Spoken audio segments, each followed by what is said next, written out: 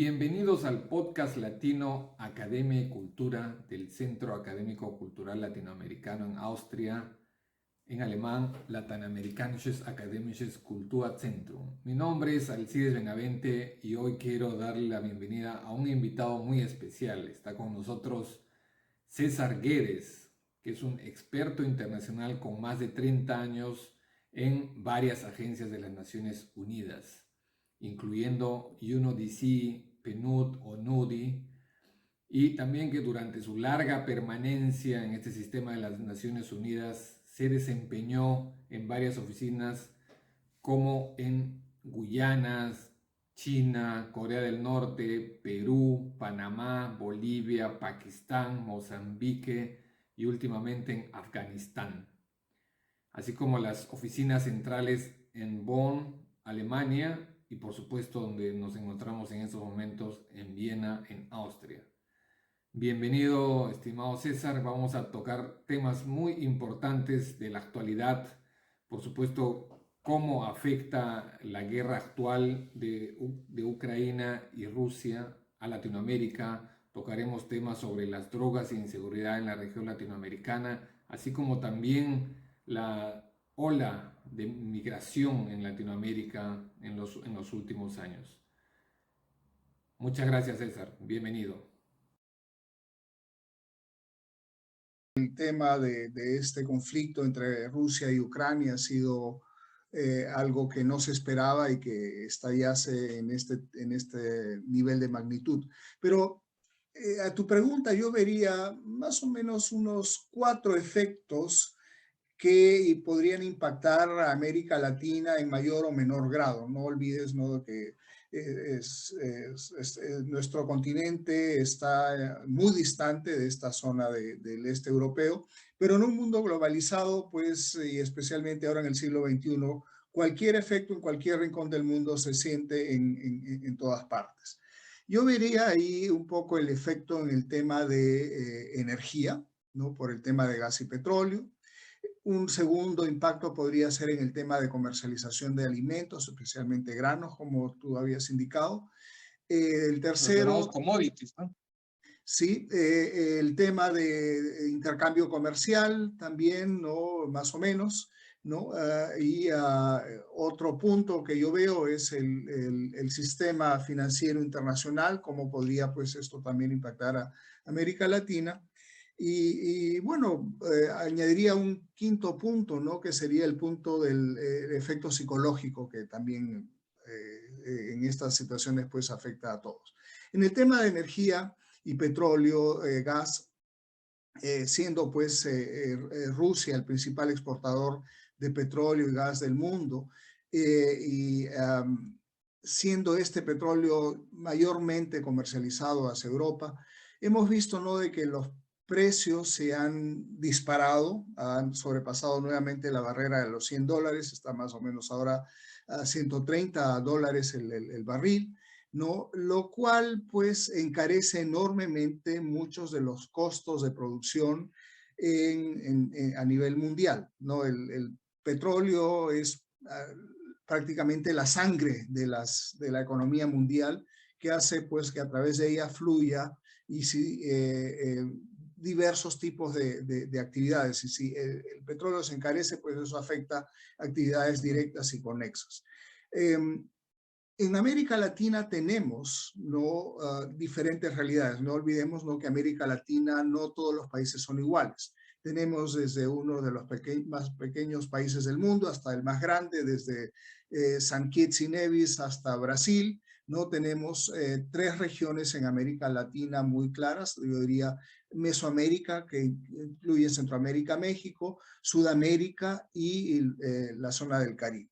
Yo vería que en el tema del petróleo, muchos de los países sudamericanos estarían beneficiados al ser ellos productores netos de gas, petróleo, energía, ¿no? Como son, pues, Venezuela, Colombia, Brasil, Argentina, hasta cierto punto el Perú, Bolivia, que son productores de gas. En Mesoamérica veo a México también, que es el mayor proveedor de petróleo extranjero hacia el mercado americano. Y en la zona del Caribe está Trinidad y Tobago y Guyana, que es un país que acaba de descubrir no hace mucho enormes reservas de petróleo.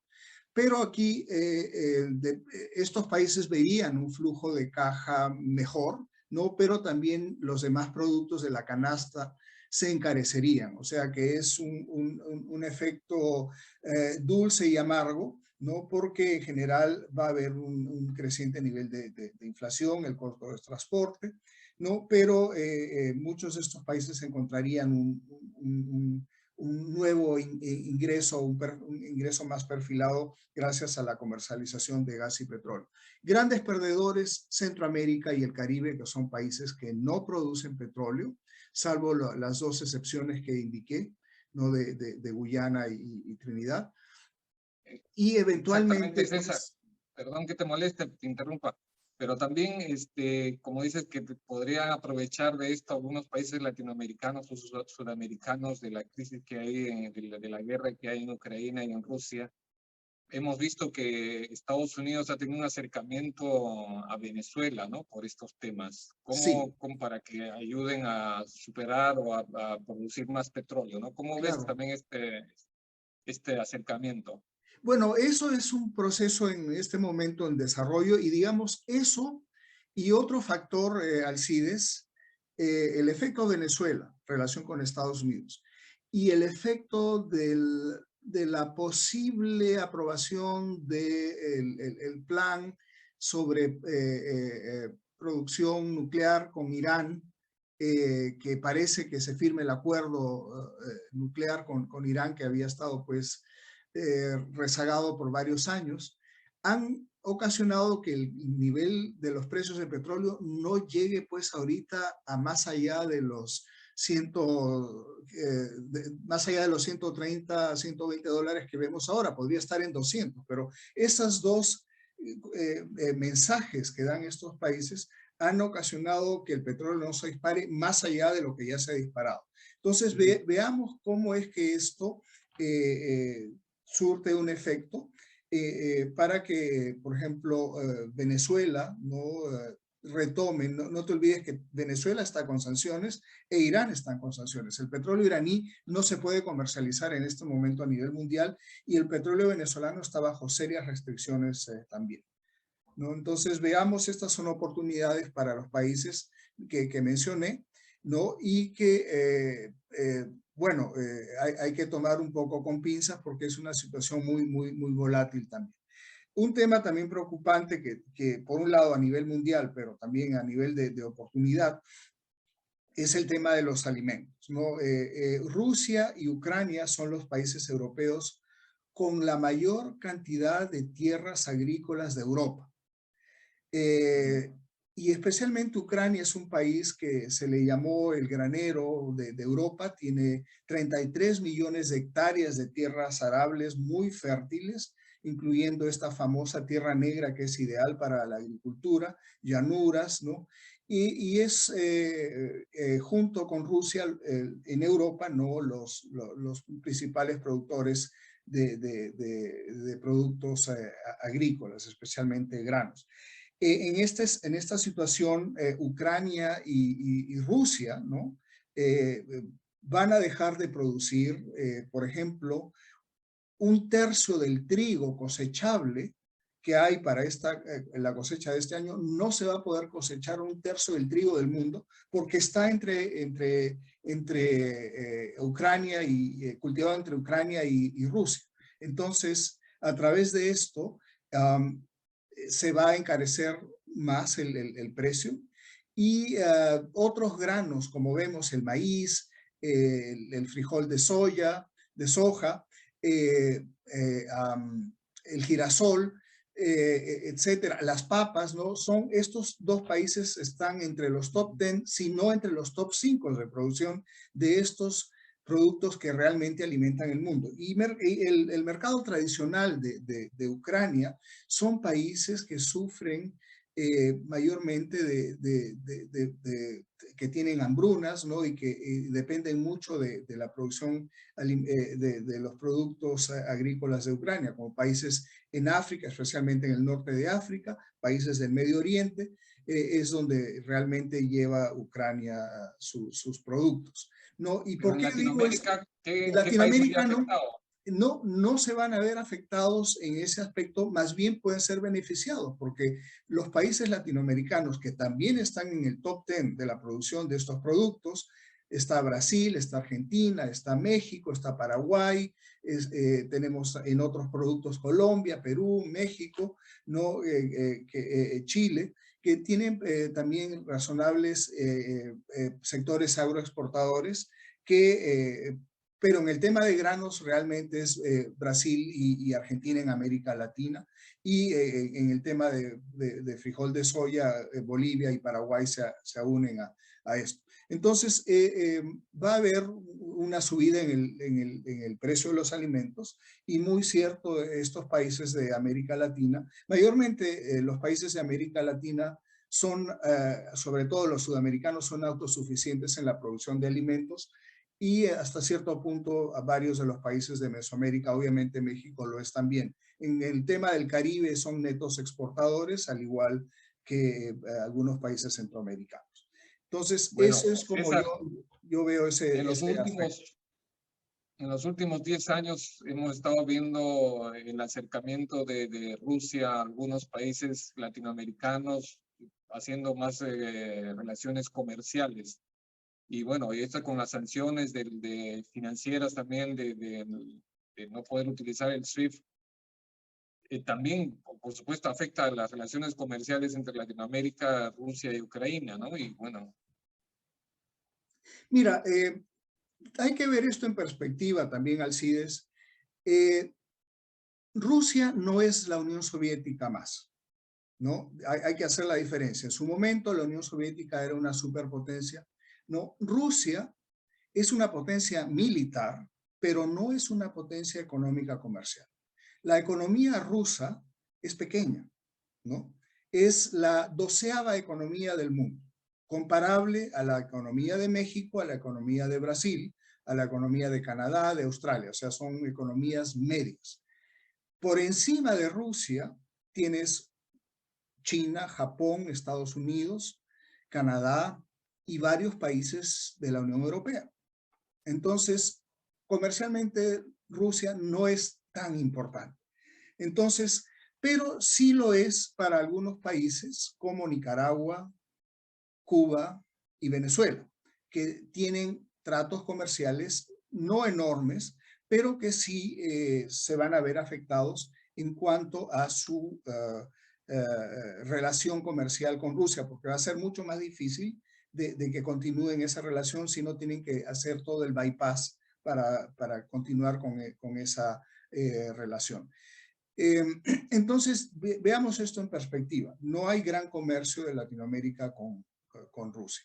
Entonces, pero hay temas, ¿no?, que hay que destacar. Por ejemplo, en el tema de turismo.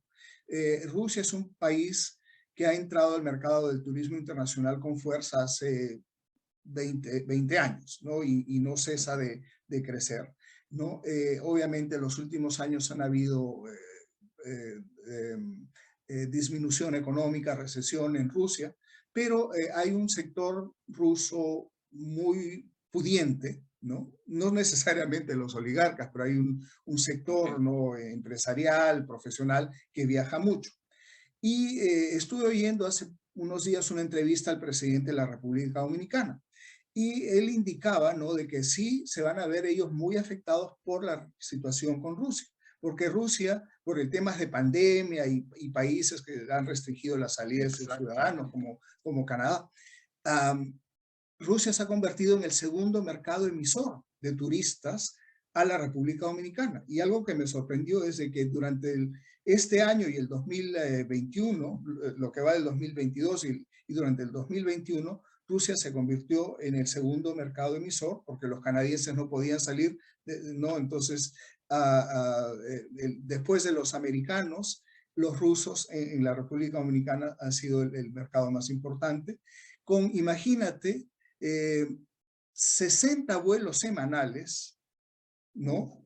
De 7 ciudades rusas a 3 aeropuertos internacionales dominicanos. ¿no? Entonces, y no tan lejos, siendo Rusia el segundo, pero Ucrania era el sexto, ¿no? Después de otros países. Entonces, en un país como la República Dominicana, que depende mucho del turismo, se va a ver afectado. En Ya. una medida parecida también es Cuba. Pero después el turismo ruso es importante, pues en México, en algunos países sudamericanos, pero no en gran medida. Entonces, y estos otros países más grandes pueden balancear mejor su flujo comercial con otras nacionalidades u otros Exacto. productos. Y también hablaste un poquito de la pandemia, o sea, en este mundo global donde estamos saliendo poco a poco de la pandemia y entrando casi a una, bueno, entrando a una guerra, ¿cómo afecta también emocionalmente? Tú que también has estado en varios países del mundo, ¿cómo afecta a la gente, no? Sí, realmente, y en esto de la pandemia, pues, ¿por qué han habido subidas y bajadas? Porque algunos países se cerraron más que otros y otros países se abrieron más rápido que otros. Entonces, obviamente, los países que dependen del turismo, no olviden los pequeños países del Caribe, prácticamente el turismo es su vida. Entonces, y República Dominicana es un país mediano, claro, no es de los países del Caribe, es el segundo más grande, ¿no? Entonces, han tenido pues que balancear mejor, ¿no? Y promocionarse y abrir antes, ¿no? Para atraer a los turistas. Y Rusia es un país también que no se cerró totalmente, como fue Canadá o como fueron algunos países europeos, ¿no? Entonces, de ese sentido, pues quería hacer esa salvedad. Perfecto, César. Bueno, Y bueno, entonces, estábamos hablando pues de estos efectos, ¿no? Pero sí, para no explayarme más en esta primera pregunta, no vemos también el efecto financiero internacional que puede ocasionar esto, y esto en líneas genéricas, ¿no? Eh, Toda esta subida de precios está ocasionando inflación, está ocasionando, ¿no? De que suban las tasas de interés, está ocasionando, ¿no? De que muchas inversiones que se querían hacer en Latinoamérica se pausen, ¿no? Que no estén los inversionistas internacionales seguros de ir o no a estos proyectos, prefiriendo invertir en mercados más seguros, ¿no? Frente a esta volatilidad. América Latina y el Caribe son países de economías emergentes, entonces de alta volatilidad y de alta rentabilidad cuando se puede. Pero en una situación de guerra, estos capitales prefieren refugiarse donde están más seguros. Entonces, esto puede ocasionar que proyectos grandes de inversión en la región provenientes, ¿no? Del exterior, se pausen por un tiempo, y esto pues puede ocasionar pérdidas, ¿no? de empleo o de construcciones, etcétera, que se estaban previendo en la región. Y finalmente, ya más o menos habíamos dicho, el efecto psicológico que causa en la población. A pesar de que la guerra está en el otro lado del planeta, la gente en América Latina también siente la pegada, ¿no? Porque se están hablando hasta de temas nucleares, ¿no? Entonces, la gente, incluso las familias, están midiendo sus planes a futuro, viajes, inversiones, y hasta que las cosas se calmen. Entonces, este efecto psicológico no solamente es a nivel macro de países, sino también micro entre las familias. Yo lo perfecto. vería un poco Pero así. bueno, queremos ser optimistas, como dijiste, hasta que las cosas se calmen. ¿Crees que se van a calmar las cosas o nos vienen días negros? Bueno, yo creo que la distancia nos hace preocuparnos quizás también un poco más, ¿no? No porque es la incertidumbre. La región es muy dependiente del comercio internacional, del flujo de capitales, ¿no? Entonces, todas estas situaciones, como mencioné al inicio de la conversación, han sido situaciones que no se preveían y el nivel de escalamiento que hemos llegado no se preveían. Entonces, yo espero, ¿no? Que se calmen las cosas, ¿no? Como buen latinoamericano que pensando en positivo, ¿no? Y dando Exacto. tiempo al tiempo y esperando, ¿no? De que los países de la región, en Europa, ¿no? Los países de la OTAN, Rusia y países vecinos, puedan apoyar a una mejor diálogo de paz, ¿no? Y que estas situaciones no lleguen a mayor, y que es muy importante que la soberanía y la población ucraniana sean respetadas. Perfecto. Está bueno. Qué bueno saber, qué bueno saber las perspectivas, las ideas que tienes sobre este tema.